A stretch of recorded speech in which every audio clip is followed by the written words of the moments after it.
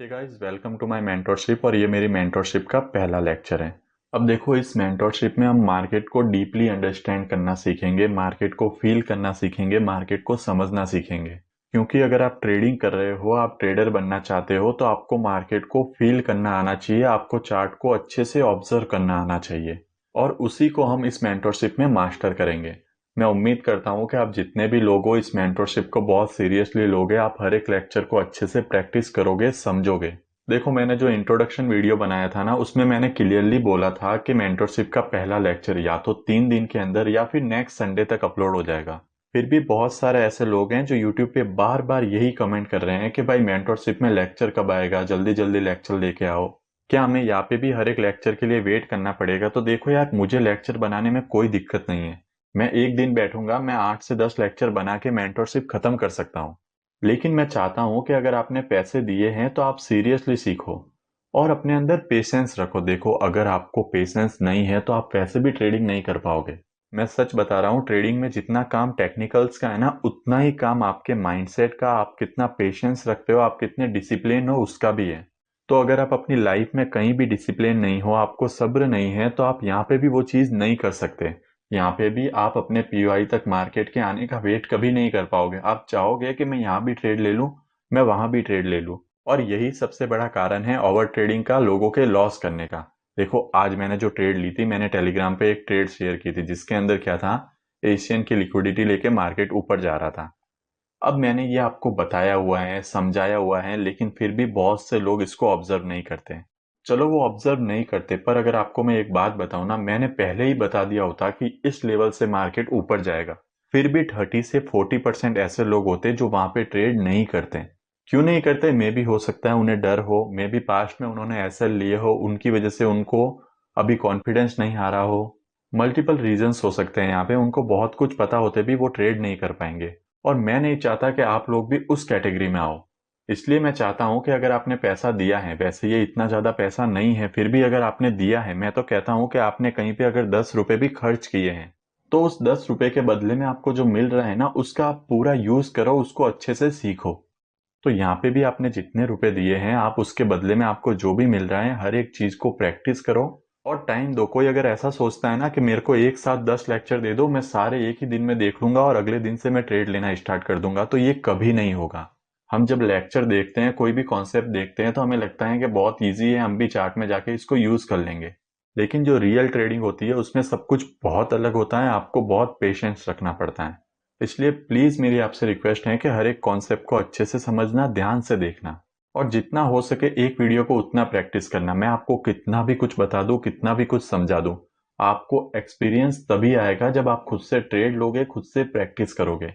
देखो, मैं आप लोगों का ज्यादा टाइम लेना नहीं चाहता, इसलिए मैं इस बात को यहीं पे क्लोज करता हूँ और आई होप आप लोग समझ गए होंगे। तो चलो, आज का लेक्चर स्टार्ट करते हैं। उससे पहले अगर मैं आपको बताऊं, तो देखो, बहुत सारे ऐसे टॉपिक हैं जो मैंने 100% पूरा डीपली यूट्यूब पे समझाए हैं। अगर मैं सेम टॉपिक को किसी अलग तरह से वापस यहाँ पे एक्सप्लेन कर दूं, तो मुझे लगता है कि उसका कोई मतलब नहीं है। इसलिए इस मेंटरशिप को देखने से पहले आप लोग यूट्यूब की सारी वीडियोस को एक बार जरूर देखना और उनको देख के प्रैक्टिस करना, फिर इस मेंटरशिप को देखना। ताकि क्या होगा ना, आपको ज्यादा नॉलेज मिल सके। मैं वही कॉन्सेप्ट वापस से एक्सप्लेन नहीं करना चाहता। हाँ, मैं फिर से एक बार पीओआई लिक्विडिटी बताऊंगा, लेकिन सिर्फ वही जो काम की हैं और वही जिनको हम बहुत ज्यादा यूज करते हैं और जिनको हम बहुत ज्यादा डिटेल में पढ़ सकते हैं, उन्हें हम एक बार फिर से वापस जरूर एक्सप्लेन करेंगे। एक और बात, पहले मैंने सोचा था कि मैं आपके जो डाउट सेशन है ना, वो मंथली सॉल्व करूंगा। मंथ के एंड में जो भी आपके डाउट्स होंगे ना, मैं लाइव आके उनको सॉल्व करूंगा। लेकिन अभी मुझे ऐसा लगता है कि अगर मैं मंथ के एंड में एक बार लाइव आऊंगा, तो आपके लेक्चर्स तो बहुत जल्दी आ जाएंगे, लेकिन जो डाउट सॉल्विंग होगी वो बहुत धीरे धीरे होगी। और उसकी वजह से क्या हो सकता है ना, कि आपको डाउट तो बहुत सारे हो जाएंगे, लेकिन उनको सॉल्व करने में हमें बहुत ज्यादा टाइम लग जाएगा। इसलिए मैंने सोचा है, और मैं ये ट्राई करूंगा कि जैसे ही हमारा एक लेक्चर आ जाएगा ना, उसके 2 या 3 दिन बाद जब आप उस लेक्चर को प्रैक्टिस कर लो, आप उसे पूरा समझ लो, आप उसे मार्केट में अप्लाई करो, उसके बाद हम एक डाउट सेशन रख लेंगे। इससे क्या होगा ना, एक लेक्चर आएगा, फिर उस लेक्चर पे हम डाउट सेशन करेंगे, फिर दूसरा लेक्चर, फिर उस पर डाउट सेशन। मैं ट्राई करूंगा कि हम लोग ऐसे करें। तो ये बात भी हो गई। अब जैसे आज लेक्चर आ रहा है ना, तो मैं संडे तक ट्राई करूंगा कि हम एक डाउट सेशन करें। अभी तक हमने कुछ इतना पढ़ा नहीं होगा, लेकिन फिर भी संडे को हम एक डाउट सेशन करेंगे जिसके अंदर मैं आपको पूछूंगा, आपसे बातें करूंगा क्या आप लोगों को ट्रेडिंग में क्या इशू आ रहा है, कौन से ऐसे रीजन है जिस वजह से आप ट्रेडिंग नहीं कर पा रहे हो, क्या आपके अंदर डर है, फियर है, ओवर ट्रेडिंग कर रहे हो, तो इन सब के बारे में भी हम बात करेंगे नेक्स्ट लाइव में, जो कि संडे तक होगी। तो चलो अभी हमारे लेक्चर को स्टार्ट करते हैं, लेक्चर नंबर 1, जिसके अंदर हम कुछ पीओआईज को पढ़ेंगे। पीओआईज में सबसे जरूरी क्या है, हम सबसे ज्यादा किसको यूज करते हैं? हम यूज करते हैं एफपीजी ऑर्डर ब्लॉक। हम किसको सबसे ज्यादा यूज करते हैं? एफपीजी प्लस ऑर्डर ब्लॉक। अब ये दोनों मिलके एक पीओआई बनता है, इतना तो हमको पता है, और हम सबसे ज्यादा यूज भी इसको ही करते हैं। लेकिन इसमें एक दिक्कत है, बहुत सारे लोगों को मैंने मैसेजेस देखे थे, बहुत सारे लोगों को मैंने कमेंट भी पढ़े थे। क्या कमेंट पढ़े थे? कि ये एफपीजी है, मान लो ये क्या है हमारा एफपीजी, ये क्या है हमारा ऑर्डर ब्लॉक। ठीक है, एक हमारा एफपीजी हो गया, एक हमारा हो गया ऑर्डर ब्लॉक। अब ये पूरा मिलके एक पीओआई बनता है, और मैंने यूट्यूब की वीडियो में आपको ये बताया हुआ भी है कि हम सबसे ज्यादा ऑर्डर ब्लॉक से ट्रेड लेते हैं। लेकिन बहुत बार क्या होता है ना, मार्केट यहाँ पे आता है और एफपीजी से ही चला जाता है। हम यहाँ पे वेट करते रह जाते हैं, लेकिन मार्केट हमारे लेवल पे भी आता है, हमारे पीओआई पे भी आता है। लेकिन हम क्या करते हैं, इस पूरे पीओआई के अंदर हम एफपीजी नहीं ऑर्डर ब्लॉक का वेट कर रहे होते हैं, जिसकी वजह से हमारा ट्रेड मिस हो जाता है। दूसरा हम क्या करते हैं, ये ऑर्डर ब्लॉक और एफपीजी हो गया। अब हम क्या करते हैं, हम देखते हैं कि यार लास्ट टाइम तो मार्केट एफपीजी से ही चला गया था, तो इस बार मैं कहां से ट्रेड लूंगा? एफपीजी से। तो हम यहां से ट्रेड लेते हैं अपनी। यहाँ पे हमारा होता है स्टॉप लॉस। वैसे स्टॉप लॉस ऑर्डर ब्लॉक के नीचे होना चाहिए, लेकिन वो स्टॉप लॉस बहुत बड़ा होता है। मोस्टली लोग जब एफपीजी से ट्रेड लेते हैं ना, तो स्टॉप लॉस एफपीजी से नीचे ही रखते हैं, और मार्केट क्या करता है, इनका एसएल लेता है और ऑर्डर ब्लॉक से ऊपर चला जाता है। ये भी बहुत बार होता है। और अगर हम ये पूरा एसएल रखेंगे ना, तो हमारा एसएल बहुत बड़ा होता है, और उसके बाद जब हम 1:3 लेने जाएंगे तो वो टारगेट भी बहुत बड़ा हो जाता है। देखो, अगर हम नए नए ट्रेडर हैं तो हमको इतनी होल्डिंग करने में डर लगता है, मैं भी मानता हूं, और लगना भी चाहिए। समझ लो इस ऑर्डर ब्लॉक से अगर आपका एसएल हो रहा था 30 पिप्स का, आपने यहां से एंट्री ली और अब आपका एसएल हो रहा है 60 या 70 पिप का, तो वहीं अब आपको कैप्चर करना पड़ेगा 200 से भी ज्यादा पिप्स। और अगर हम नए नए ट्रेडर हैं तो इतनी होल्डिंग करना इनिशियल फेज में हमारे लिए पॉसिबल नहीं है, मैं मानता हूं। इसीलिए हम चाहते हैं कि हमारा एसएल छोटा हो और हम ऑर्डर ब्लॉक से एंट्री लें। तो अब क्वेश्चन ये आता है कि क्या कोई ऐसे तरीके हैं जिससे हम ऐसा पता लगा सके कि मार्केट कब एफपीजी से जाएगा, कब ऑर्डर ब्लॉक से जाएगा? तो देखो, ऐसा कोई तरीका तो नहीं है, लेकिन बहुत सारी ऐसी कंडीशंस हैं। जब वो कंडीशन फुलफिल होती हैं, जब मार्केट वो कंडीशन बनाता है, तो बहुत ज्यादा चांसेस होते हैं कि उस कंडीशन में मार्केट एफपीजी से जाए। और ऑर्डर ब्लॉक की भी कुछ कंडीशन है, जब मार्केट वैसी कंडीशन बनाता है तो बहुत ज्यादा चांसेस होते हैं कि मार्केट ऑर्डर ब्लॉक से जाए या फिर ऑर्डर ब्लॉक की लिक्विडिटी लेके जाए। ये भी हम समझेंगे कि कौन से ऐसे ऑर्डर ब्लॉक होते हैं मार्केट जिसकी लिक्विडिटी लेता है। देखो, कोई भी चीज ट्रेडिंग में 100% नहीं होती, लेकिन हम ट्राई करेंगे कि ऐसी कंडीशन फाइंड करें जो मैक्सिमम टाइम होती हैं। तो चलो उन्हीं के बारे में अब पढ़ते हैं। तो सबसे पहले मैं आपको एक रिकैप दे देता हूं कि एफपीजी और ऑर्डर ब्लॉक होता क्या है। देखो, मार्केट में एफपीजी 3 कैंडल से मिलकर बनता है। जैसे अगर बाइंग का एफपीजी है तो ये पहली कैंडल, मान लो ये पहली कैंडल कौन सी है, ग्रीन कैंडल, यहां पे हो जाएगी आपकी दूसरी कैंडल, और यहां पे हो जाएगी आपकी तीसरी कैंडल। ये 3 कैंडल है, 3 कैंडल के कलर से फर्क नहीं पड़ता। इनकी मैं एक बार विक ड्रॉ कर देता हूं। ये मैंने ड्रॉ कर दी इनकी विक। अब आप देखोगे जो फर्स्ट कैंडल की विक है, फर्स्ट कैंडल की विक कहां पे है, यहां से लेके यहां तक। मैं इसका कलर चेंज करता हूं। फर्स्ट कैंडल की वीक ये है, यहां से लेके यहां तक। सेकेंड कैंडल को हमको कुछ नहीं करना है, हमको थर्ड कैंडल की वीक को मार्क करना है। तो थर्ड कैंडल की वीक, ऊपर वाली वीक नहीं, हमें नीचे वाली वीक को मार्क करना है। तो मैं इस थर्ड कैंडल की वीक को भी मार्क कर देता हूं। अब देखो, फर्स्ट कैंडल का हाई मतलब जो ऊपर वाली वीक है, और थर्ड कैंडल का लो मतलब जो नीचे वाली वीक है, वो दोनों आपस में मीट नहीं कर रही है। मीट मतलब अगर ये वीक यहाँ पे होती ना, अगर ये जो वीक है, तो अब देखो ये दोनों वीक आपस में मीट कर रही है। तो हमें ऐसे नहीं चाहिए, हमें क्या चाहिए, दोनों वीक आपस में मीट नहीं करनी चाहिए। इसी को हम क्या कहते हैं, एफपीजी।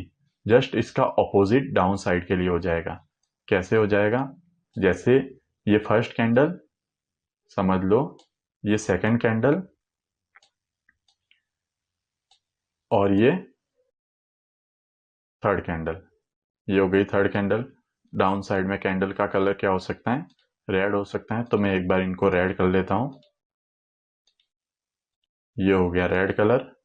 और अब देखो फर्स्ट कैंडल का हाई और जो थर्ड कैंडल है उसका लो, इन दोनों की जो वीक है वो आपस में मीट नहीं कर रही है। इसका मतलब ये जो गैप बना, जो सेकंड कैंडल के अंदर ये जो गैप बना है ना, मतलब सेकंड कैंडल के राइट साइड में फर्स्ट कैंडल का कोई पार्ट नहीं है और सेकंड कैंडल के लेफ्ट साइड में भी थर्ड कैंडल का कोई पार्ट नहीं है। इसी को हम कहते हैं एफपीजी। ये हो जाता है एफपीजी। अब देखो अगर कोई स्विंग है, मान लो मार्केट ऐसे स्विंग बनाया है, एक मार्केट ने ऐसे स्विंग बनाया है। अब इस स्विंग की जो लास्ट कैंडल होगी ना, वो होता है हमारा ऑर्डर ब्लॉक। और ऑर्डर ब्लॉक वैलिड कब होता है? जब ऑर्डर ब्लॉक के साथ एक एफपीजी हो। तो ये इस स्विंग की लास्ट कैंडल है, इसके साथ यहाँ पे एफपीजी भी है। इसका मतलब ये हमारा क्या है? Order block. ये पूरी की पूरी कैंडल हमारा क्या होगी? Order block. इसको अगर आप बहुत डिटेल में जानना चाहते हो तो यूट्यूब पे देख लेना, मैंने बहुत डिटेल में बताया है। यहाँ पे मैं सिर्फ आपको आइडिया दे रहा हूँ ताकि आप लोगों का टाइम वेस्ट ना हो। वही बातें मैं रिपीट करके आप लोगों का टाइम वेस्ट नहीं करना चाहता। और जो मैंने इंट्रोडक्शन वीडियो बनाई थी उसमें भी मैंने आपको बोला था कि यूट्यूब की वीडियोस को आपको देखना बहुत ज़रूरी है। तो ये हो गया हमारा ऑर्डर ब्लॉक। एक और कंडीशन, अगर यहाँ पे एफपीजी नहीं होता, ये लास्ट कैंडल है, ये इस सेलिंग की लास्ट कैंडल है जिसने इस स्विंग का हाई लगाया हुआ है, ठीक है। इस कैंडल ने इस स्विंग का हाई लगाया है और अगर मान लो इन दोनों के बीच में एफपीजी नहीं है, ये एफपीजी यहाँ पे है ही नहीं, तो क्या उस कंडीशन में ये हमारा ऑर्डर ब्लॉक होगा? नहीं होगा। हमें क्या करना है, इससे नीचे वाली कैंडल को देखना है कि ये ऑर्डर ब्लॉक है या नहीं है। और ये हमें कैसे पता चलेगा? हम क्या करेंगे, इसके नीचे तीन कैंडल देखेंगे। तो ये हो गई मान लो थर्ड कैंडल, यहाँ पे ये हो गई यहाँ पे थर्ड कैंडल। कलर से कोई फर्क नहीं पड़ता कैंडल का, बस तीन कैंडल हमको देखनी है। तो ये हो गई तीन कैंडल। अभी ये थर्ड कैंडल की यहाँ पे हो गई वीक, ये थर्ड कैंडल की यहाँ पे क्या हो गई? वीक। अब देखो इस कैंडल की वीक का हाई और इस कैंडल की वीक के लो, इन दोनों के बीच में गैप है, मतलब यहाँ पे क्या है? एक एफपीजी। तो इस कंडीशन में हमारा ऑर्डर ब्लॉक हो जाएगा ये वाला। क्यों ये वाला हो जाएगा? क्योंकि ऑर्डर ब्लॉक हमेशा एफपीजी के साथ होता है। ये ऑर्डर ब्लॉक नहीं होगा क्योंकि यहाँ पे एफपीजी नहीं है इस ऑर्डर ब्लॉक के साथ। जिस कैंडल के साथ एफपीजी है वो लास्ट कैंडल हमारा क्या होगा? Order block. और ये एफपीजी और ऑर्डर ब्लॉक ये दोनों मिलके एक पीओआई बनता है। मतलब मार्केट अगर इसके अंदर आ रहा है ना, तो वो यहां से भी रिवर्स हो सकता है, वो यहां से भी रिवर्स हो सकता है, और वो इस पार्ट से भी रिवर्स हो सकता है। तो एफपीजी से भी हो सकता है, ऑर्डर ब्लॉक से भी हो सकता है, वो कहीं से भी रिवर्स हो सकता है।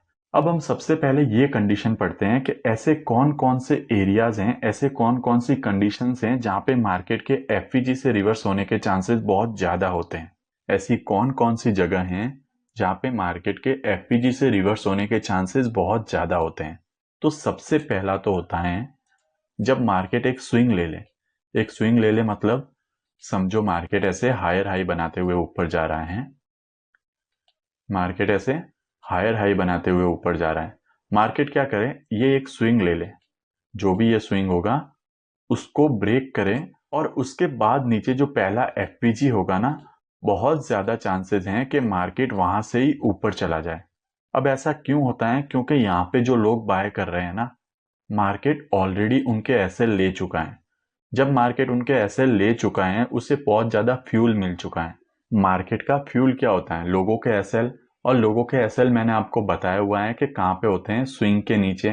तो ये एक स्विंग है, इसके नीचे बहुत से लोगों के एसएल होंगे, बहुत से लोगों के यहाँ पे एसएल होंगे। अब मार्केट आया, इन सब के एसएल लिए। इस कंडीशन में क्या हो सकता है कि मार्केट सीधा एफपीजी को ही टैप करके भाग जाए, वो बहुत ज्यादा नीचे ना आए। तो एक ये कंडीशन है जहां पे मार्केट एफपीजी से ही रिवर्स हो सकता है। चलो मैं आपको इसके कुछ एग्जांपल्स दिखाता हूं। अब ये गोल्ड का डेली टाइम फ्रेम का चार्ट है और यहाँ पे देखो मार्केट ऊपर गया, यहाँ पे देखो मार्केट ऊपर गया, एक स्विंग बनाया, फिर ऊपर गया और नीचे आया। अब इस कंडीशन में देखो मार्केट ने क्या किया, ऊपर गया, नीचे आया, एक स्विंग बनाया और फिर नीचे आया। अब जब नीचे आ रहा है तो यहाँ पे देखो क्या है, एक है ऑर्डर ब्लॉक, ये रहा हमारा ऑर्डर ब्लॉक, और ये रहा हमारा एफपीजी, जो कि हैं breakaway gap. Breakaway gap क्या होता है? जब एफपीजी थोड़ी फील हो जाती है और उसके बाद जो गैप बचता है ना, उसे हम कहते हैं ब्रेक अवे गैप। जैसे यहाँ पे ये पूरा एफपीजी था यहाँ तक, ये पूरा एफपीजी था यहाँ तक, इतना ये ऑलरेडी फिल कर चुका है मार्केट। तो ये जो बचा हुआ है ये हमारा है ब्रेक अवे गैप। तो ये हो जाएगा हमारा ब्रेक अवे गैप। अब यहाँ पे मार्केट एफपीजी से ही ऊपर चला गया। क्यों चला गया? क्योंकि मार्केट ऑलरेडी यहाँ पे लोगों को ट्रैप कर चुका है। यहाँ पे ऑलरेडी सारे लोगों के ऐसे ले चुका है, तो अब इसके पास इनफ फ्यूल है जल्दी से ऊपर जाने के लिए। तो इस कंडीशन में ऐसा हो सकता है कि मार्केट बहुत ज़्यादा नीचे ना आए। और एग्जांपल देखते हैं। यहाँ पे देखो मार्केट क्या कर रहा है, ऐसे ऊपर जा रहा है। इस स्विंग को ब्रेक किया मार्केट ने, मतलब ऑलरेडी यहाँ पे बहुत सारे लोगों के एसएल चले गए। जब यहाँ पे एसएल चले गए तो हम क्या देखेंगे कि इस स्विंग के बाद जो पहला एफपीजी होगा ना, मार्केट के बहुत ज़्यादा चांसेस हैं कि उस एफपीजी से ही ऊपर चला जाए। तो कहाँ पे है पहला एफपीजी? चलो देखते हैं। यहाँ पे देखो, ये एक एफपीजी है, ये क्या है? एक एफपीजी। अब इतना मार्केट एफपीजी को ऑलरेडी फिल कर चुका है, तो ये हमारा हो गया ब्रेक अवे गैप। और देखो मार्केट यहाँ पे ब्रेक अवे गैप को टैप करता है और ऊपर चला जाता है। और कंडीशन अगर मैं आपको बताऊं तो देखो, ये रहा, मार्केट नीचे आया फिर ऊपर गया, एक स्विंग को ब्रेक किया। जब एक स्विंग को ब्रेक कर दिया तो अब हमको ये माइंड में आना चाहिए कि हाँ, मार्केट ने ऑलरेडी बहुत सारे लोगों के ऐसे ले लिए हैं। हो सकता है कि मार्केट बहुत फास्ट यहाँ से रिवर्सल करे। और कहाँ से करे? एफपीजी से। तो ये रहा एफपीजी, ये रहा फर्स्ट एफपीजी, और यहाँ से ही मार्केट ऊपर चला गया। ऑब्वियसली हम एफपीजी पे डायरेक्ट एंट्री नहीं लेंगे, लेकिन इस कंडीशन में हमारे माइंड में ये आना चाहिए कि मार्केट ने अगर ऑलरेडी एक बार लोगों को ट्रैप कर दिया है तो दूसरी बार वो बहुत ज़्यादा नीचे नहीं जाएगा, वो जो पहला पीओआई होगा वहीं से ऊपर चला जाएगा। और मार्केट करता भी कुछ ऐसा ही है, पहले पीओआई से ही ये ऊपर चला जाता है। और देखते हैं अगर कोई एग्जाम्पल दिखता है तो। ये देखो यहाँ पे क्या हुआ, मार्केट ने एक स्विंग बनाया और अब क्या किया है, इसकी लिक्विडिटी। जब इसकी लिक्विडिटी ली है तो मार्केट क्या करेगा, एफपीजी पे आया और इस एफपीजी से ही ऊपर चला गया। यहाँ पे भी मार्केट ने ऐसे ही मूव किया। और कहीं पे अगर ये कंडीशन दिखती है तो ठीक है, और कहीं पे कहीं नहीं है। मैंने आपको ऑलरेडी बहुत सारी कंडीशंस बता दी हैं। तो पहला एफपीजी से जाने का रीज़न क्या हो सकता है कि मार्केट ऑलरेडी लोगों को ट्रैप कर दे और उसके बाद पहले पीओआई से ही निकल जाए। यहाँ पे ऐसे एक स्विंग बनाए, इसकी लिक्विडिटी ले और यहाँ पे जो पहला एफपीजी हो वहां से ही ऊपर चला जाए। तो देखो, एक कंडीशन मैंने आपको बता दी। दूसरी कंडीशन डिपेंड करती है कि मार्केट इस टाइम क्या कर रहा है, मार्केट कैसे बिहेव कर रहा है, वो कैसे मूव कर रहा है। मार्केट तीन तरह से बिहेव कर सकता है, या तो बहुत स्ट्रांगली बुलिश हो, ठीक है, या फिर वो बहुत स्ट्रांगली बियरिश हो, ठीक है, या फिर मार्केट क्या कर रहा हो, साइडवेज एक रेंज में फंसा हुआ हो। अब ये मार्केट की तीन कंडीशन है जैसे वो मूव कर सकता है। अब अगर मार्केट बहुत ज़्यादा बुलिश है तो जब वो इतना ज़्यादा बुलिश है तो वो ऐसे नहीं करेगा कि यहाँ से मूव किया और फिर लास्ट ऑर्डर ब्लॉक एफपीजी को टैप करे, फिर ऐसे मूव करे, लास्ट ऑर्डर ब्लॉक एफपीजी को टैप करे, फिर ऐसे मूव करे, लास्ट ऑर्डर ब्लॉक एफपीजी को टैप करे। नहीं, इस कंडीशन में मार्केट क्या करेगा, अपसाइड गया, पहले एफपीजी को लिया फिर ऊपर, पहले एफपीजी को लिया फिर ऊपर। तो ये एक कंडीशन हो गई। और अगर मार्केट बियरिश है तो भी ऐसा ही होगा। लेकिन अगर मार्केट साइडवेज है, मार्केट एक रेंज में मूव कर रहा है, तो वो कभी भी ऐसा नहीं करेगा कि यहाँ पे एफपीजी से नीचे आ जाएगा, यहाँ पे एफपीजी से ऊपर जाएगा, फिर यहाँ से एफपीजी से नीचे आएगा। नहीं, वो क्या करेगा, उस टाइम पे डीप रिट्रेसमेंट करेगा। वो क्या करेगा, लास्ट ऑर्डर ब्लॉक पे जाएगा फिर रिवर्स होगा, फिर एक लास्ट ऑर्डर ब्लॉक पे जाएगा फिर रिवर्स होगा।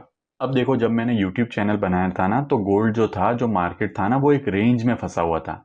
जब रेंज में फंसा हुआ था तो वहां पे हम हर टाइम क्या करते थे, ऑर्डर ब्लॉक का वेट करते थे। मार्केट अगर एफपीजी से मूव भी कर जाता था ना, तो उस ट्रेड को हम छोड़ देते थे। हम वेट करते थे कि हम तभी ट्रेड लेंगे जब मार्केट किस में आए, ऑर्डर ब्लॉक के अंदर आए। और मोस्टली हर बार मार्केट ऑर्डर ब्लॉक में आके ही ट्रेड देता। जैसे कि अगर मैं आपको इनके भी एग्जाम्पल दूं तो देखो, यहाँ पे हम थे, ये मार्केट क्या था, एक रेंजिंग मार्केट। यहाँ पे मार्केट क्या कर रहा था, एक रेंज में फंसा हुआ था। यहाँ पे अगर आप देखो तो मार्केट एक रेंज में फंसा हुआ था। और यही कारण है कि मार्केट यहाँ पे भी ऑर्डर ब्लॉक से जाता, यहाँ पे भी ऑर्डर ब्लॉक से जाता, यहाँ पे भी ऑर्डर ब्लॉक से जाता, यहाँ पे भी ऑर्डर ब्लॉक से जाता, यहाँ पे भी ऑर्डर ब्लॉक से जाता, यहाँ पे भी ऑर्डर ब्लॉक से जाता, यहाँ पे भी ऑर्डर ब्लॉक से जाता, और यहाँ पे भी ऑर्डर ब्लॉक से जाता। यही कारण है कि मार्केट इतने टाइम में हर एक ऑर्डर ब्लॉक को रेस्पेक्ट दे रहा था। हाँ, उसने कोई कोई ऑर्डर ब्लॉक को रेस्पेक्ट नहीं दिया, लेकिन अगर आप 10 ट्रेड लेते ना इन ऑर्डर ब्लॉक पे, तो आपकी 1 या 2 ट्रेड में ही वो फेल करता मार्केट उस कंडीशन को, और मैक्सिमम टाइम मार्केट क्या करता, ऑर्डर ब्लॉक से ही ऊपर जाता। तो ये एक कंडीशन थी। लेकिन जब मार्केट ने एक मोमेंटम गेन कर दिया, मार्केट में क्या हुआ, एक मोमेंटम आ गया, वो साइडवेज मार्केट से निकल के अब क्या कर रहा है, बुलिश हो चुका है, और बुलिश भी बहुत ज्यादा बुलिश हो चुका है। तो अब क्या करेगा गोल्ड, आपको लगता है कि इतना ऊपर जाएगा और फिर इतना नीचे ऑर्डर ब्लॉक पे आएगा और फिर ऊपर जाएगा? नहीं, अब ऐसा नहीं होगा। अब मार्केट क्या करेगा, ऊपर गया, जब भी रिटेस्ट करने आएगा तो पहले एफपीजी से ही क्या करेगा, ऊपर चला जाएगा। ये रहा फर्स्ट एफपीजी, यहां से ही ऊपर, यहां पे आया, ये रहा फर्स्ट एफपीजी, यहां से ही ऊपर, यहां पे आया, ये रहा फर्स्ट एफपीजी, और यहाँ पे ऑर्डर ब्लॉक को भी टैप किया है, यहां से ऊपर। फिर मार्केट आया, ये रहा फर्स्ट एफपीजी, और यहां से ऊपर। फिर मार्केट नीचे आया, ये रहा फर्स्ट एफपीजी, यहां से ऊपर। फिर मार्केट नीचे आया, ये रहा फर्स्ट एफपीजी, और यहां से फिर से ऊपर जा रहा है। तो ऐसे मार्केट बिहेव कर रहा है। तो अलग अलग कंडीशन के हिसाब से हमें भी अलग अलग सोचना पड़ता है। यहाँ पे हम कभी भी ऐसा नहीं बोलते थे कि एफपीजी से हमें ट्रेड लेनी है, लेकिन यहाँ पे हम क्या बोल रहे हैं कि हमें ऑर्डर ब्लॉक का वेट नहीं करना है। अगर एफपीजी से ट्रेड मिल रही है तो हमें एफपीजी से ही एंटर होना है। तो यहाँ पे हम एफपीजी से एंटर होते, यहाँ पे होते, यहाँ पे होते, यहाँ पे होते, और यहाँ पे भी होते, और यहाँ पे भी होते। तो हर जगह हम कहाँ से ट्रेड ले रहे थे, एफपीजी से। क्यों ले रहे थे, क्योंकि मार्केट में बुलिश मोमेंटम बहुत ज्यादा है, वो बहुत ज्यादा नीचे रिटेस्ट नहीं करेगा। मान लो यहाँ पे मार्केट नीचे आने की कंडीशन बना रहा है, तो क्या हम यहाँ पे वेट करते हैं कि नहीं मेरी ट्रेड तो तभी होगी जब मार्केट ऑर्डर ब्लॉक पे आएगा? बिल्कुल नहीं, यहाँ पे हम इसका वेट नहीं करते। या फिर यहाँ पे हम ऐसा वेट करते हैं कि मेरी ट्रेड तो तभी होगी जब मार्केट इस ऑर्डर ब्लॉक पे आएगा। तो मार्केट की कंडीशन के हिसाब से हमें चेंज होना पड़ेगा। अगर रेंज में है तो वो ऑर्डर ब्लॉक को टैप करके जाएगा। मार्केट अगर बहुत ज्यादा बुलिश है तो वो क्या करेगा, फर्स्ट पीओआई को ही टैप करके ऊपर जाता रहेगा, और हमें वहीं से अपनी ट्रेड लेनी है। ये जो अभी मार्केट चल रहा है ना, इस मार्केट में पैसा बनाना बहुत आसान है, मतलब बहुत ज्यादा आसान है। मैं आगे आपको एक दो स्ट्रेटेजी भी बताऊंगा, वो बहुत अच्छे से वर्क कर रही हैं। यहाँ पे भी वो वर्क करेगी, लेकिन इस मार्केट के अंदर उनकी एक्यूरेसी बहुत ज्यादा इंक्रीज हो जाती है। टारगेट्स भी बहुत बड़े मिलते हैं, एक्यूरेसी भी बहुत ज्यादा हो जाती है। तो वो भी मैं आपको आने वाले लेक्चर्स के अंदर बताऊंगा। फिलहाल अभी ये जो बुलिश मार्केट चल रहा है ना, सबसे इजी और सबसे सिंपल मार्केट है ये पैसा बनाने का। ठीक है, तो दो कंडीशन मैंने आपको बता दी, तीसरी कंडीशन में और बता देता हूं कि कब एफपीजी ज्यादा वर्क करने के चांसेस हैं। तो चलो उसको भी देखते हैं। तीसरी कंडीशन देखो, मान लो ये एक एफपीजी है, ये क्या है, एक एफपीजी है, और ये इसकी मिड लाइन है। मिड लाइन आप कैसे ड्रॉ कर सकते हो, आप इस एफपीजी पे जाओगे, सेटिंग के अंदर जाना, और ये मिडल लाइन को टिक कर लेना, तो आपकी जो मिड लाइन है वो आ जाएगी। अब देखो, अगर ये एफपीजी है तो एफपीजी का जो स्टार्टिंग पार्ट होता है ना, इसको हम कहते हैं एफपीजी स्टार्ट। ठीक है, ये जो एंडिंग पार्ट होता है जहां पे एफपीजी खत्म हो रहा है या फिर ऑर्डर ब्लॉक स्टार्ट हो रहा है, उसको हम कहते हैं एफपीजी एंड। और ये जो बीच वाला पार्ट है, इसका और भी नाम है, लेकिन मैं इसको कहता हूं एफपीजी मिड जोन। क्या कहता हूं, एफपीजी मिड, इतना आप कह सकते हो।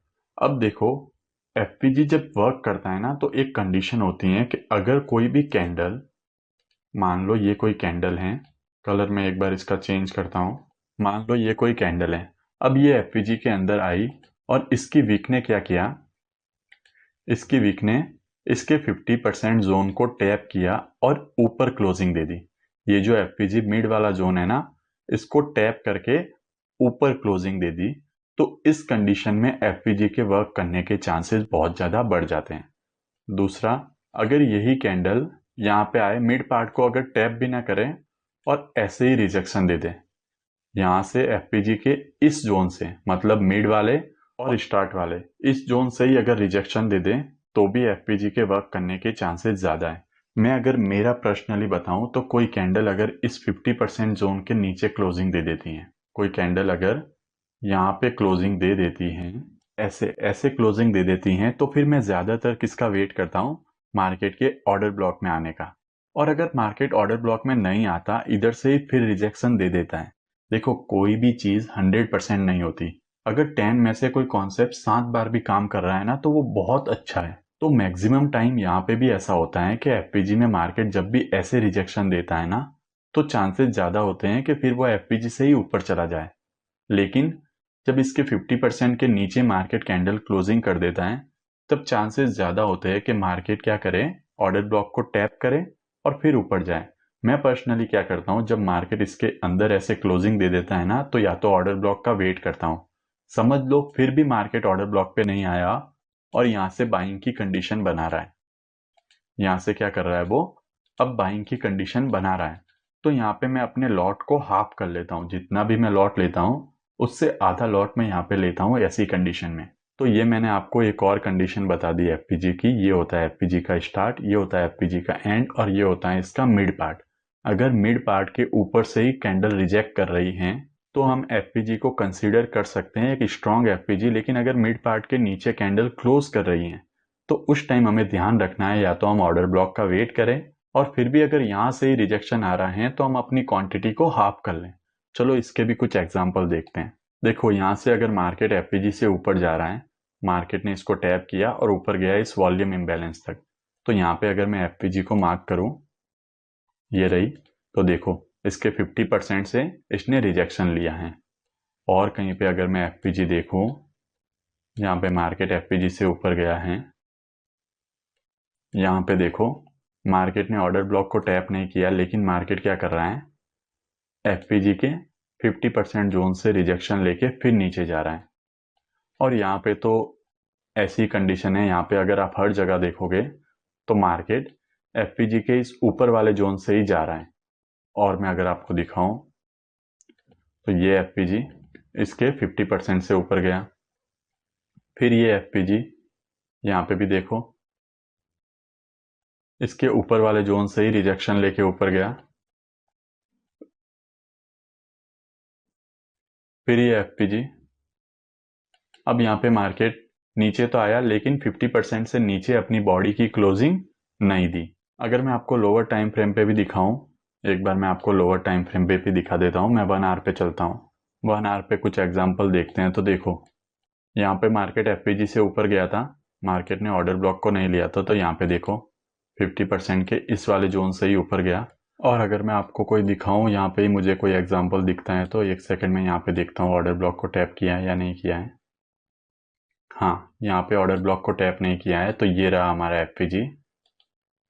और मार्केट ने क्या किया, इसके नीचे आया लेकिन क्लोजिंग 50% से नीचे नहीं दी। अगर मैं टाइम फ्रेम चेंज करूँ, अगर आपको एक और टाइम फ्रेम दिखाऊं, तो ये आ गए हम 4 आवर पे। और 4 आवर पे भी देखो ये रहा एक एफपीजी। मार्केट ने क्या किया, इसको टैप किया लेकिन इसके 50% के नीचे क्लोजिंग नहीं दी। यहां से ही मार्केट ने क्या कर दिया, रिजेक्शन ले लिया। तो यहाँ पे भी एफपीजी वर्क किया। और कोई एग्जांपल हो तो यहाँ पे भी देखो ये रहा, और इसके 50% से रिजेक्शन दे दिया। तो यहाँ पे भी एफपीजी वर्क किया। आप और भी एग्जांपल खुद से ढूंढ के देख सकते हो, लेकिन आपको पता चल गया एक और कंडीशन कि कब एफपीजी वर्क करने के चांसेस ज्यादा होते हैं।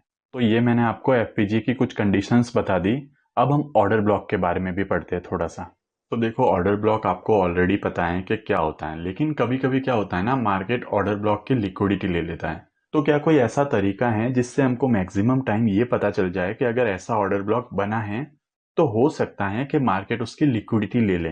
देखो लेगा नहीं लेगा वो किसी को नहीं पता, लेकिन कुछ ऐसे ऑर्डर ब्लॉक होते हैं जो जब बनते हैं ना, तो चांसेस बहुत ज्यादा होते हैं कि मार्केट उसकी लिक्विडिटी ले ले। अब क्या होता है, ऑर्डर ब्लॉक दो तरह के होते हैं, एक होता है स्ट्रांग ऑर्डर ब्लॉक, एक होता है वीक ऑर्डर ब्लॉक। तो देखो स्ट्रांग ऑर्डर ब्लॉक क्या होता है। ऑर्डर ब्लॉक देखो, एक बार मैं ऑर्डर ब्लॉक ड्रॉ करता हूं। तो देखो ये एक कैंडल है, मान लो इसका कोई भी कलर है, ये दूसरी कैंडल है और ये तीसरी कैंडल है। ये 3 कैंडल हैं, 3 कैंडल ड्रॉ कर दी। मैं इनकी वीक भी ड्रॉ कर देता हूँ। ये इसकी वीक है, ये इसकी वीक है, और ये इस कैंडल की वीक है। यहाँ पे हमारे पास क्या है, एक एफपीजी। अगर ये एफपीजी है तो ये हमारा क्या हो जाएगा, ऑर्डर ब्लॉक। ये हमारा हो गया ऑर्डर ब्लॉक। अब देखो, अगर ऐसे ऑर्डर ब्लॉक बनता है, ऐसे मतलब जिसमें जिस कैंडल ने ऑर्डर ब्लॉक बनाया है ना, उसी ने सबसे ज्यादा लो लगाया है। लो मतलब इन 3 कैंडल में लो। मान लो यहाँ पे एक और कैंडल होती, यहाँ पे एक और कैंडल होती, लेकिन यहाँ पे कोई एफपीजी नहीं है। इसका मतलब हमारा ऑर्डर ब्लॉक यही है। हम बात कर रहे हैं इन 3 कैंडल की। ये फर्स्ट कैंडल, सेकंड कैंडल और थर्ड कैंडल, जिससे मिलके एफपीजी ऑर्डर ब्लॉक बनता है।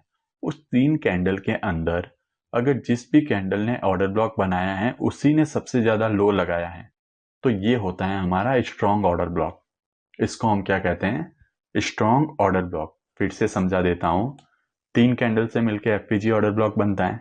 मैं लो कौन से, स्विंग लो की बात नहीं कर रहा हूं। जैसे समझ लो यहाँ पे एक स्विंग बनाया, तो मैं ये नहीं कह रहा हूं कि ऑर्डर ब्लॉक बनने के लिए इस कैंडल ने सबसे ज्यादा लो लगाया हुआ होना चाहिए, ऐसे नहीं कह रहा हूं।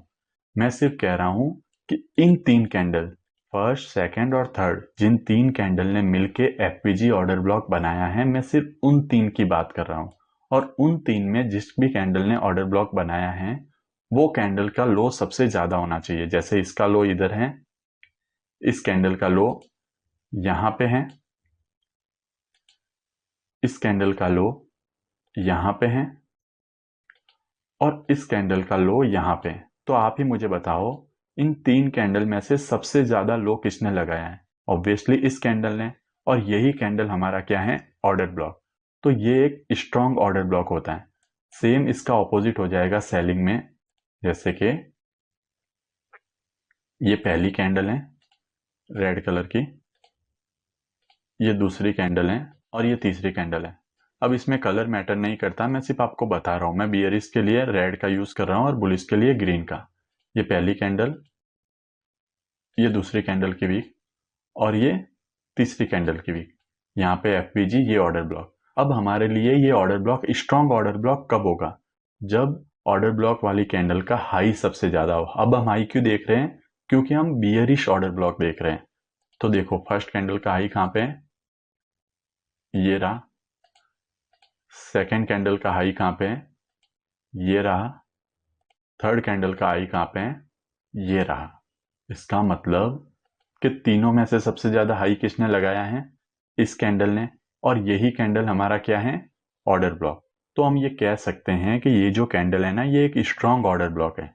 तो जब ये स्ट्रॉन्ग ऑर्डर ब्लॉक है, तो वीक ऑर्डर ब्लॉक क्या होता है? हमने ये तो देख लिया कि ये स्ट्रॉन्ग ऑर्डर ब्लॉक है। अब हमको जानना है कि वीक ऑर्डर ब्लॉक कौन सा होता है। तो देखो, वीक ऑर्डर ब्लॉक वो होता है कि अगर ऑर्डर ब्लॉक बुलिश का है, ध्यान से सुनना मैं क्या कह रहा हूं, अगर ऑर्डर ब्लॉक बुलिश का है, तो ये जो लो है ना, वो ये ऑर्डर ब्लॉक वाली कैंडल ना लगा के ये वाली कैंडल लगाए। ठीक है, ये जो लो है, सबसे ज्यादा लो इन 3 कैंडल में ऑर्डर ब्लॉक वाली कैंडल ना लगा के सेकंड वाली कैंडल लगाए। कैसे, वो भी मैं आपको बताता हूं। उससे पहले मैं बियरिश भी बता देता हूं। वीक ऑर्डर ब्लॉक कब होता है?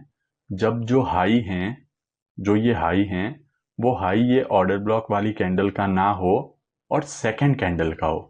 अब कैसे हो सकता है, एक बार मैं आपको एग्जांपल देता हूं। देखो, मान लो ये सेलिंग की फर्स्ट कैंडल है, ये सेलिंग की दूसरी कैंडल है, और ये सेलिंग की तीसरी कैंडल है। ये 3 कैंडल हो गई। ये पहली कैंडल की वीक, ये दूसरी कैंडल की वीक, ये तीसरी कैंडल की वीक। यहाँ पे क्या हुआ, एक एफपीजी। अगर ये एफपीजी है तो हम इसको ऑर्डर ब्लॉक मार्क करते हैं, और ये होता भी है ऑर्डर ब्लॉक। ये ऑर्डर ब्लॉक ही है, हम इसको ऑर्डर ब्लॉक मार्क करते हैं।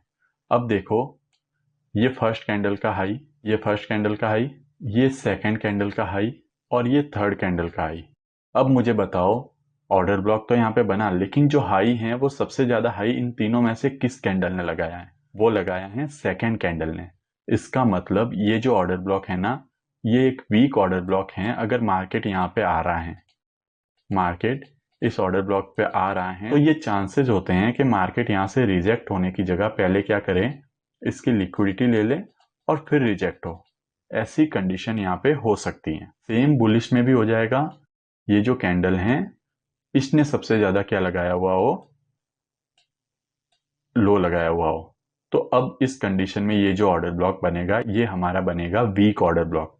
तो चलो मैं आपको एक बार एग्जांपल देता हूं जिससे आपको और ज्यादा क्लियर हो। और मैं आ गया 1 डे के टाइम फ्रेम पे। सबसे पहले मैं आपको 1 डे पे ही एग्जांपल देता हूं, क्योंकि 1 डे का जो ऑर्डर ब्लॉक होता है वो बहुत ज्यादा स्ट्रांग होता है। मार्केट 1 डे के ऑर्डर ब्लॉक की लिक्विडिटी लेके ऊपर जाए, ये चांसेस बहुत कम होते हैं। तो सबसे पहले मैं आपको 1 डे के ही एग्जाम्पल देता हूं। ये रहा एक ऑर्डर ब्लॉक, देखो ध्यान से समझना। ऑर्डर ब्लॉक कितनी कैंडल से मिलके बनता है? 3 कैंडल से। ये रही हमारी फर्स्ट कैंडल, ये रही हमारी फर्स्ट कैंडल, ये रही हमारी सेकंड कैंडल, और ये रही हमारी थर्ड कैंडल। ये 3 कैंडल हैं। ऑर्डर ब्लॉक कब वैलिड होगा? जब तीनों कैंडल के बीच में क्या हो? एफपीजी। तो क्या तीनों के बीच में एफपीजी हैं? हाँ बिल्कुल, ये हैं, एफपीजी हैं, और एफपीजी है, और ये ऑर्डर ब्लॉक भी है। अब देखो, बाइंग का ऑर्डर ब्लॉक है। ये फर्स्ट कैंडल, इसका लो कहां पे है? यहां पे। ये सेकंड कैंडल, इसका लो कहां पे है? यहां पे। ये थर्ड कैंडल, इसका लो कहां पे है? यहां पे। अब मैंने आपको बताया है कि ये ऑर्डर ब्लॉक स्ट्रांग कब होगा? जब फर्स्ट कैंडल का लो सबसे नीचे होगा।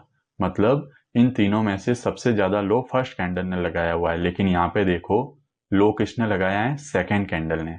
इसका मतलब ये जो ऑर्डर ब्लॉक है वो वीक ऑर्डर ब्लॉक है।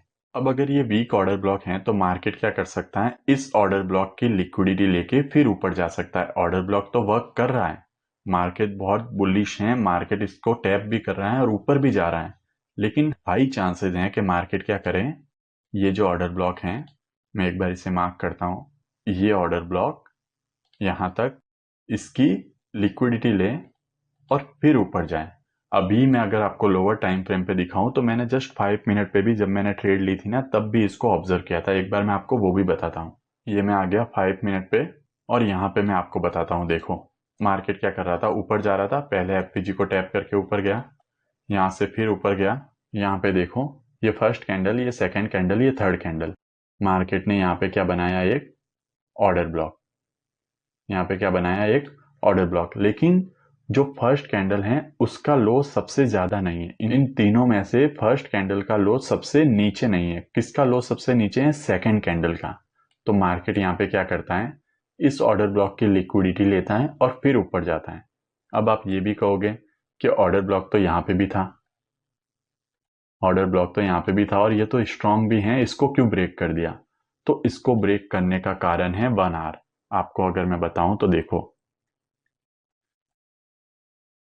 ये मैं आ गया 1 आवर पे, और 1 आवर पे यहाँ पे क्या है? एक ऑर्डर ब्लॉक। तो मार्केट इसको टैप करके रिजेक्शन दे रहा है, इसलिए वो ऑर्डर ब्लॉक फेल हो गया। क्यों फेल हो गया? क्योंकि मार्केट ऊपर से जो आ रहा है ना, वो उससे भी बड़े टाइम फ्रेम के ऑर्डर ब्लॉक से आ रहा है, तो 5 मिनट का ऑर्डर ब्लॉक उसको इतना रोक नहीं सका।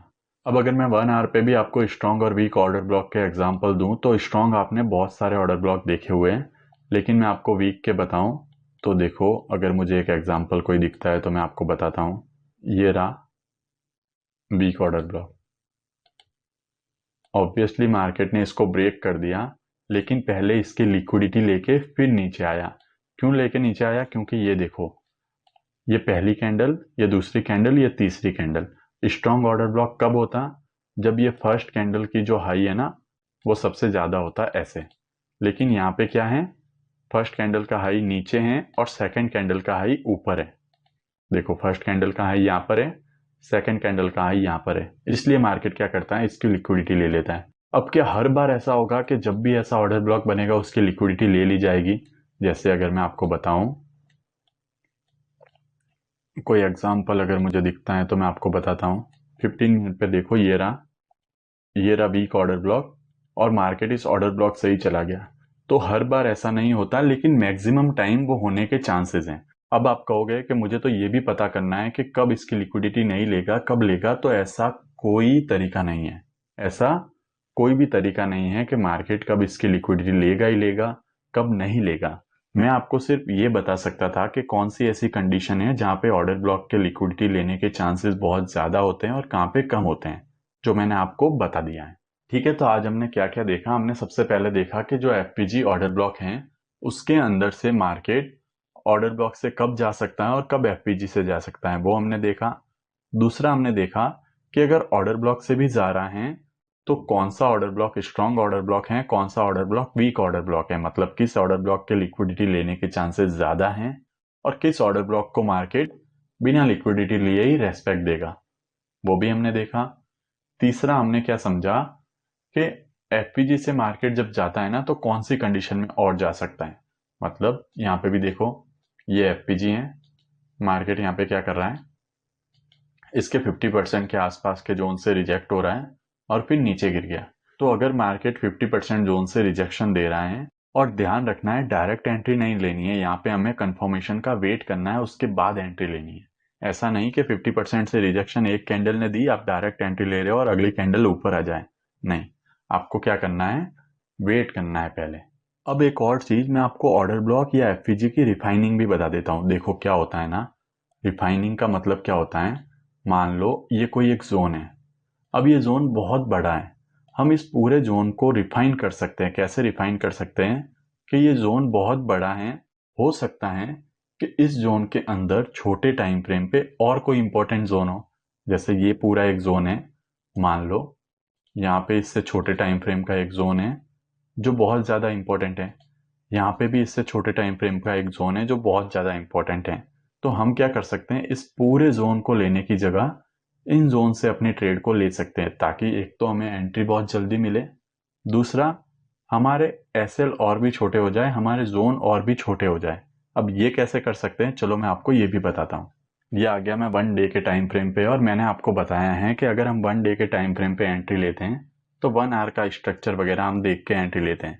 अब जब मार्केट इतना बुलिश होता है, यहाँ पे तो हमें बहुत बार एंट्री मिल रही थी, लेकिन जब मार्केट इतना बुलिश है ना, तो मोस्टली क्या होता है, मार्केट इतना ज़्यादा रीटेस्ट करके हमको एंट्री नहीं देता, और हम सब कुछ सही करते हैं लेकिन फिर भी हमारी एंट्री नहीं होती। तो हम क्या कर सकते हैं, हम रिफाइनिंग का यूज़ कर सकते हैं। जैसे मैं आपको बताऊं तो देखो, ये है एक 1 डे का ऑर्डर ब्लॉक, मान लो ये है 1 डे का ऑर्डर ब्लॉक। अब रिफाइनिंग के लिए हम क्या कर सकते हैं, ये 1 डे का इतना बड़ा जोन है, तो हम 4 आवर 1 आवर पे जाके इसके अंदर के जो इंपॉर्टेंट जोन है ना उनको निकाल सकते हैं। एक तो मैं प्रीमियम लेना भूल गया, नेक्स्ट वीडियो से मैं प्रीमियम भी ले लूंगा, फिलहाल हम ऐसे ही समझते हैं। तो देखो, अगर डेली का जोन है तो आपको क्या करना है, 4 आवर या 1 आवर, इससे नीचे नहीं जाना है। 4 आवर या 1 आवर पे आपको जोन्स फाइंड करने हैं, इस ऑर्डर ब्लॉक के अंदर वाले जोन्स। ठीक है, तो एक बार मैं आपको दिखाता हूँ, ये ऑर्डर ब्लॉक हैं, 4 आवर में इसके अंदर क्या है एक बार हम वो देखते हैं। ये आ गया मैं 4 आवर पे। अब 4 आवर में आप देखो, आपको इसके अंदर क्या दिख रहा है, पहला मिटिगेशन ब्लॉक, पहला क्या हो गया, ये मिटिगेशन ब्लॉक, मैं इसका एक बार कलर चेंज करता हूं, और दूसरा हो गया ये लास्ट ऑर्डर ब्लॉक, दूसरा हो गया ये लास्ट ऑर्डर ब्लॉक।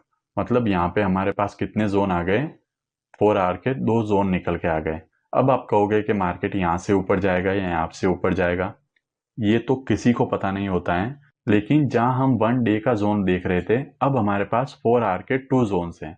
एक तो ये जोन हो गया, एक ये जोन हो गया, एक ये मिटिगेशन ब्लॉक हो गया। मिटिगेशन ब्लॉक क्या होता है, एक बार आप यूट्यूब वीडियोस देख लेना, आपको समझ में आ जाएगा। फिर भी नहीं समझ में आए तो जो हम लाइव करेंगे ना वहां पे पूछ लेना, मैं आपको एक्सप्लेन कर दूंगा। यहाँ पे उनको समझा के टाइम वेस्ट करने का कोई मतलब नहीं है। तो एक ये जोन हो गया, एक ये जोन हो गया। अब मार्केट यहाँ से ऊपर जाएगा या यहाँ से ऊपर जाएगा मुझे नहीं पता, लेकिन जहां मैं 1 डे के जोन पे 1 आवर का पूरा स्ट्रक्चर देख के एंट्री ले रहा था, अब वहां पे मेरे पास क्या आ गए हैं, 4 आवर के 2 जोन्स। तो अगर मुझे अब या तो इस जोन से या इस जोन से 15 मिनट में कोई स्ट्रक्चर शिफ्ट दिखेगा तो मैं वहां से एंट्री लूंगा। तो पहला क्या होगा, मेरी एंट्री बहुत जल्दी बनेगी, दूसरा मेरा एसएल बहुत छोटा होगा, लेकिन मेरा जो टारगेट होगा ना वो वही होगा जो मैं 1 आवर के हिसाब से ले रहा था। अब अभी मैं आपको एंट्री नहीं बता रहा हूँ, लेकिन यहाँ पे आपको 15 मिनट के अंदर एंट्री मिल जाती। मैं और एग्जांपल देता हूँ। वन डे में मैं जाता हूँ फिर से।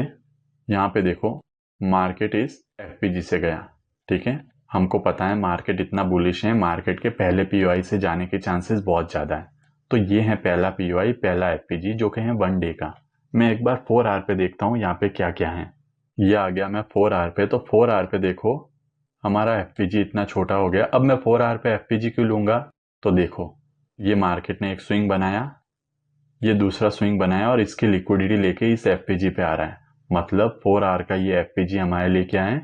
बहुत इंपॉर्टेंट एफपीजी है, जैसा मैंने आपको स्टार्टिंग में बताया। एक बार मैं यहाँ पे 1 आवर में भी जाके देख लेता हूँ क्या है। तो 1 आवर पे देखो मार्केट ने क्या किया, एक स्विंग बनाया, फिर इसकी लिक्विडिटी ली। अब हमें पता है कि जब स्विंग की लिक्विडिटी ले रहा है तो पहला पीओआई बहुत इंपॉर्टेंट है। तो एक बार मैं और देखता हूं, ये रहा इस लिक्विडिटी लेके मार्केट का पहला एफपीजी, ये रहा इसका एफपीजी। अब देखो, हमारे पास एक इतना बड़ा जोन था, अब हमारे पास आ गया है इतना सा जोन।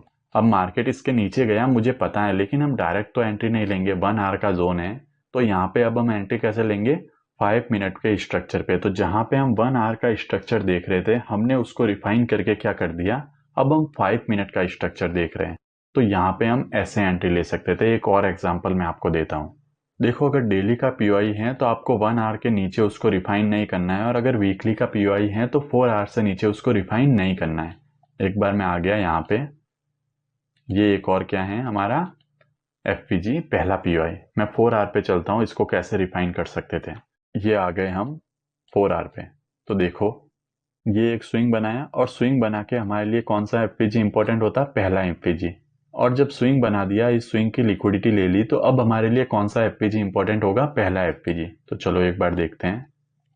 ये रहा पहला एफपीजी, और मार्केट यहीं से ऊपर गया। यहाँ पे हमारा एक ट्रेड हो सकता था, बहुत अच्छा हमको रिस्क रिवॉर्ड भी मिलता अगर हम 15 मिनट पे इसको देखते हैं। एक बार हम 1 आवर पे भी देख लेते हैं। चलो, तो 1 आवर पे क्या है, ये हमको मिलता 1 आवर पे एक ऑर्डर ब्लॉक, ठीक है। मार्केट यहाँ से ऊपर जाता और यहाँ से हमारी ट्रेड बन, यहाँ से जो भी हम ट्रेड लेते हैं हमारी बहुत अच्छी ट्रेड जाती। तो ऐसे आप क्या कर सकते हो, कोई भी जो ऑर्डर ब्लॉक हैं, एफपीजी हैं, उसको आप रिफाइन करके छोटा कर सकते हो और एक जल्दी एंट्री ले सकते हो, ताकि आपकी एंट्री मिस ना हो। अब एक चीज़ मैं आपको बता दूं, ये जो रिफाइन करके जल्दी एंट्री लेने वाली चीज़ है ना, ये आपको तभी करनी है जब आपको थोड़ा एक्सपीरियंस हो जाए। जब आपने 1 डे के पीओआई में 1 आवर पे बहुत सारे ट्रेड ले लिए हो, या फिर आपने 4 आवर के पीओआई के अंदर 15 मिनट में बहुत सारे ट्रेड ले लिए हो, या फिर आपने 1 आवर के पीओआई के अंदर 5 मिनट में बहुत सारे ट्रेड ले लिए हो। देखो, मेरा काम है आपको कहना, आपको सही एडवाइस देना। अब फॉलो कितना करना है कितना नहीं करना है, ये आपके ऊपर डिपेंड करता है। आप ही जानते हो कि आप ट्रेडिंग को लेके कितना सीरियस हो, वो मैं नहीं बता सकता। लेकिन अगर आप रियल में ट्रेडिंग करना चाहते हो, सीखना चाहते हो, तो आपको टाइम देना पड़ेगा। आपको पहले पूरे प्रोसेस को फॉलो करना पड़ेगा, फिर आप उस प्रोसेस में जब एक्सपर्ट बन जाओगे ना, तब आप उसको फिल्टर करके उसमें और छोटे जोन्स फाइंड कर सकते हो। आप डायरेक्टली सीधा मार्केट में आके ऐसे जोन्स को छोटे करते जाओगे, उनको फिल्टर करते जाओगे ना, तो हो सकता है आपको थोड़ी दिक्कत आए। लेकिन मैं फिर से कहता हूँ, अगर आप मुझे फॉलो कर रहे हो, आप मुझे देख रहे हो, आप मुझे सुन रहे हो, आप ट्रेडिंग को लेके सीरियस हो, तो सबसे पहले आपको वैसे ही एंट्री लेनी है। ये एक टॉपिक आया तो मैंने आपको इस वीडियो के अंदर ही इस टॉपिक को कवर कर दिया, ताकि आपका एक लेक्चर वेस्ट ना हो। देखो, तो आज हमने जो भी पढ़ा, आप मार्केट में जाके उसको ऑब्जर्व करना, उसको प्रैक्टिस करना। और जल्दी हम एक लाइव करेंगे जिसमें मैं आपके बारे में जानूंगा कि क्या आपको दिक्कत हो रही है, क्यों आप ट्रेड नहीं कर पा रहे हो, कि आप ट्रेड होल्ड नहीं कर पा रहे हो, या क्या आपको प्रॉब्लम हो रही है। ये सब हम अगली लाइव में जानेंगे। फिलहाल आज का लेक्चर यहीं पे क्लोज करते हैं, मिलते हैं नेक्स्ट लेक्चर में एक और इम्पोर्टेंट टॉपिक के साथ।